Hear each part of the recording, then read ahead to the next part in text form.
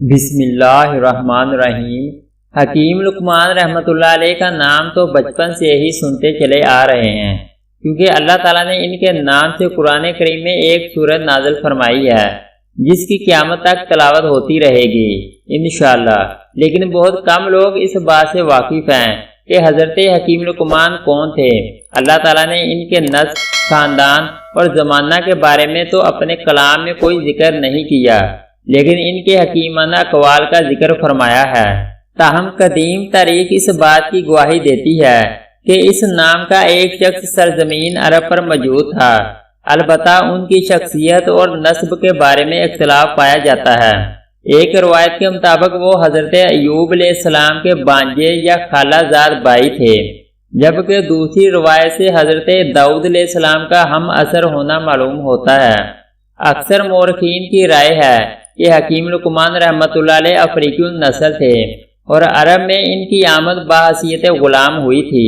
جمہور علماء کا اتفاق ہے کہ حکیم لقمان نبی نہیں تھے اور نہ ان پر وحی نازل ہوئی، کیونکہ قرآن و حدیث میں کسی بھی جگہ کوئی ایسا اشارہ موجود نہیں جو حکیم لقمان کے نبی یا رسول ہونے پر دلالت کرتا ہو۔ غرض کہ اللہ تعالیٰ نے حکیم لقمان کو نبوت عطا نہیں کی، مگر حکمت و دانائی سے وافر حصہ دیا۔ روایات میں آتا ہے کہ آپ صورت و شکل کے اعتبار سے اچھے نہیں تھے، جیسا کہ مشہور تابعی حضرت سعید بن مسیب رحمۃ اللہ علیہ نے ایک حبشی سے کہا تھا کہ تو اس بات سے دل گیر نہ ہو کہ تو کالا حبشی ہے، اس لیے کہ حبشیوں میں 3 آدمی دنیا کے بہترین انسان ہوئے ہیں، حضرت بلال حبشی رضی اللہ تعالیٰ عنہ، حضرت عمر فاروق رضی اللہ تعالیٰ عنہ کا غلام مہجہ اور حکیم لقمان رحمۃ اللہ علیہ۔ غرض کہ حکیم لقمان کے حالات زندگی اور زمانہ میں اختلاف کے باوجود پوری دنیا ان کو ایک مشہور شخصیت تسلیم کرتی ہے۔ جاہلیت کے متعدد شعراء نے بھی ان کا تذکرہ کیا ہے۔ اللہ تعالیٰ نے سورہ لقمان میں حضرت حکیم لقمان رحمۃ اللہ علیہ کی ان قیمتی نصیحتوں کا ذکر فرمایا ہے جو انہوں نے اپنے بیٹے کو مخاطب کر کے بیان فرمائی تھی۔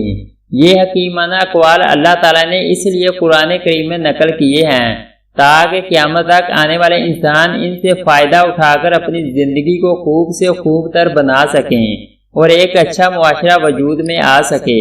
پہلی نصیحت شرک سے دوری ہے۔ سب سے پہلی حکمت عقائد کی درستگی کے متعلق ہے۔ اے میرے بیٹے، اللہ کے ساتھ شرک نہ کرنا۔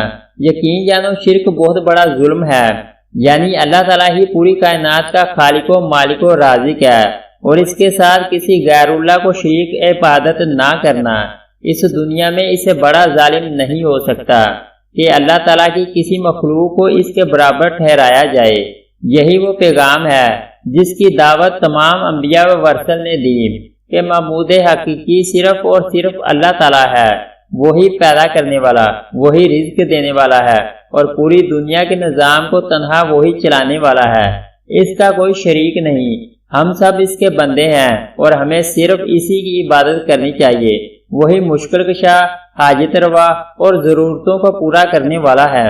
دوسری نصیحت، اللہ کا علم ہر چیز پر محیط ہے۔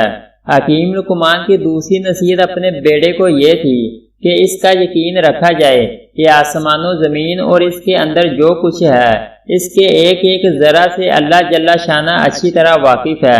کوئی چیز بھی اس سے مخفی نہیں، اس پر اس کی قدرت بھی کامل ہے۔ کوئی چیز کتنی بھی چھوٹی سے چھوٹی ہو جو عام نظروں میں نہ آ سکتی ہو، اسی طرح کوئی چیز کتنی ہی دور دراز پر ہو، اسی طرح کوئی چیز کتنے ہی اندھیروں اور پردوں میں ہو، اللہ تعالیٰ کے علم و نظر سے نہیں چھپ سکتی۔ غرض کہ ہم دنیا کے کسی بھی میدان میں ہوں، تجارت کر رہے ہوں، درس و تدریس کی خدمات انجام دے رہے ہوں، ملازمت کر رہے ہوں، قوم و ملت کی خدمت کر رہے ہوں، لیکن ہمیں ہمارے ماں باپ اور کائنات کو پیدا کرنے والا ہماری زندگی کے ایک ایک لمحہ سے پوری طرح واقف ہے اور ہمیں مرنے کے بعد اس کے سامنے کھڑے ہو کر زندگی کے ایک ایک پل کا حساب دینا ہے۔ اگر ہم نے کسی سے چھپ کر رشوت لی ہے یا کسی شخص پر ظلم کیا ہے یا کسی غریب کو ستایا ہے یا کسی کا حق مارا ہے تو ممکن ہے کہ ہم دنیا والوں سے بچ جائیں، لیکن اللہ تعالیٰ کی عدالت میں اندھیر نہیں اور ہمیں اس کا ضرور حساب دینا ہوگا۔ تیسری نصیحت نماز قائم کرنا ہے۔ حکیم لقمان نے اپنے بیٹے کو نصیحت کرتے ہوئے یہ بھی فرمایا، بیٹا نماز قائم کرو۔ نماز ایمان کے بعد اسلام کا اہم ترین رکن ہے۔ نماز خود اہم ہونے کے ساتھ وہ دوسرے اعمال کی درستگی کا ذریعہ بھی ہے، جیسا کہ ارشاد باری ہے، جو کتاب آپ پر وحی کی گئی ہے اسے پڑھیے اور نماز قائم کیجیے، یقیناً نماز بے حیائی اور برائی سے روکتی ہے۔ نماز میں اللہ تعالیٰ نے یہ خاصیت و تاثیر رکھی ہے کہ وہ نمازی کو گناہوں اور برائیوں سے روک دیتی ہے، مگر ضروری ہے کہ اس پر پابندی سے عمل کیا جائے اور نماز کو ان شرائط و آداب کے ساتھ پڑھا جائے جو نماز کی قبولیت کے لیے ضروری ہیں۔ جیسا کہ حدیث میں ہے کہ ایک شخص نبی اکرم کی خدمت میں آیا اور کہا کہ فلاں شخص راتوں کو نماز پڑھتا ہے مگر دن میں چوری کرتا ہے، تو نبی اکرم نے فرمایا کہ اس کی نماز عن قریب اس کو اس برے کام سے روک دے گی، لہذا ہمیں نمازوں کا اہتمام کرنا چاہیے۔ چوتھی نصیحت اصلاح و معاشرہ کے لیے کوشش کرنا ہے۔ حکیم لقمان اپنے بیٹے کو نصیحت کرتے ہوئے آگے فرماتے ہیں، اپنی ذات سے اللہ اور اس کے رسول کی اطاعت کے ساتھ معاشرے کی اصلاح کی کوشش کرتے رہنا، یعنی اس بات کی فکر کرنا کہ سارے انسان اللہ کو مان کر زندگی گزارنے والے بن جائیں۔ امر بالمعروف اور نہی عن المنکر کی ذمہ داری کو اللہ تعالیٰ نے قرآن کریم میں بار بار بیان کیا ہے۔ سورہ توبہ کی آیت نمبر 71 میں اللہ تعالیٰ نے بیان فرمایا ہے کہ اے ایمان والے مرد اور ایمان والی عورتیں ایک دوسرے کے معاون و مددگار ہیں۔ ان کے 4 اوصاف ہیں، اچھائیوں کا حکم کرتے ہیں اور برائیوں سے روکتے ہیں، نماز قائم کرتے ہیں، زکوٰۃ ادا کرتے ہیں، اللہ اور اس کے رسول کی اطاعت کرتے ہیں۔ یعنی جس طرح ہر مومن پر اللہ اور اس کے رسول کی اطاعت کرنا، نماز قائم کرنا اور زکوٰۃ ادا کرنا ضروری ہے، اسی طرح اچھائیوں کا حکم کرنا اور برائیوں سے روکنا ہر ایمان والے کے لیے ضروری ہے، اگرچہ ہر شخص اس اطاعت کے مطابق ہی امر بالمعروف اور نہی عن المنکر کا مکلف ہے۔ 5ویں نصیحت حالات پر صبر کرنا ہے۔ اپنے ساتھ دوسروں کی اصلاح کی کوشش کرنا ایسا عمل ہے کہ اس کی پابندی میں خاصی مشقت برداشت کرنا پڑتی ہے۔ اس پر ثابت قدم رہنا آسان نہیں، خصوصاً امر بالمعروف اور نہی عن المنکر کی خدمت کا صلہ دنیا میں عموماً عداوتوں اور مخالفتوں سے ملتا ہے۔ اس لیے حکیم لقمان نے اس کے ساتھ یہ وصیت بھی فرمائی، دین پر چلنے اور اس کو دوسروں تک پہنچانے میں جو مشکلات سامنے آئیں ان پر صبر کرنا، جیسا کہ سورۃ العصر میں اللہ تعالیٰ زمانے کی قسم کھا کر ارشاد فرماتا ہے کہ تمام انسان خسارے اور نقصان میں ہیں مگر وہ لوگ جو اپنے اندر 4 صفات پیدا کر لیں، ایمان لائیں، نیک اعمال کریں، محض اپنی انفرادی اصلاح و فلاح پر قناعت نہ کریں بلکہ امت کے تمام افراد کی بھی کامیابی کی فکر کریں، دین پر چلنے اور اس کو دوسروں تک پہنچانے میں جو مشکلات آئیں ان پر صبر کریں۔ حکیم لقمان اپنے بیٹے کو نصیحت کرتے ہوئے فرماتے ہیں، لوگوں کے سامنے تکبر سے اپنے گال مت پھیلاؤ، یعنی لوگوں سے ملاقات اور ان سے گفتگو کے وقت ان سے منہ پھیر کر گفتگو نہ کرو، جو ان سے اعراض کرنے اور تکبر کرنے کی علامت اور اخلاق شریفانہ کے خلاف ہے۔ اللہ تعالیٰ اپنے نبی کے متعلق قرآن کریم میں ارشاد فرماتا ہے، یقیناً تم اخلاق اعلیٰ درجے پر ہو۔ حضرت عائشہ رضی اللہ تعالیٰ عنہ سے جب رسول اللہ صلی اللہ علیہ وآلہ وسلم کے اخلاق کے متعلق سوال کیا گیا تو انہوں نے فرمایا، آپ کا اخلاق قرآنی تعلیمات کے عین مطابق تھا۔ حضور اکرم صلی اللہ علیہ وآلہ وسلم نے ارشاد فرمایا، مجھے بہترین اخلاق کی تکمیل کے لیے بھیجا گیا ہے۔ غرض کے حکیم لقمان کی اپنے بیٹے کی نصیحتوں کو اللہ تعالیٰ نے قرآن کریم میں ذکر کر کے پوری انسانیت کو یہ پیغام دیا کہ ہمیں تمام انسانوں کے ساتھ اچھے اخلاق پیش کرنے چاہیے۔